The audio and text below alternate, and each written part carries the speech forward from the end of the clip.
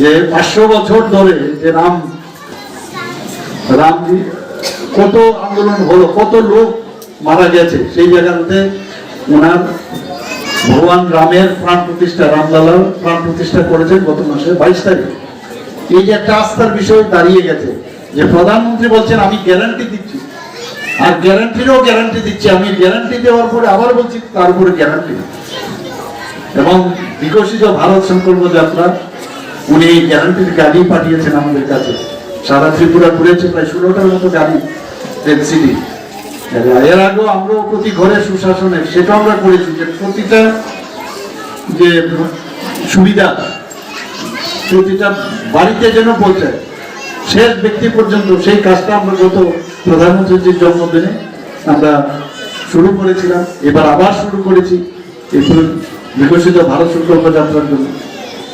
এরই মধ্যে আপনারা শুনলেন প্রধানমন্ত্রী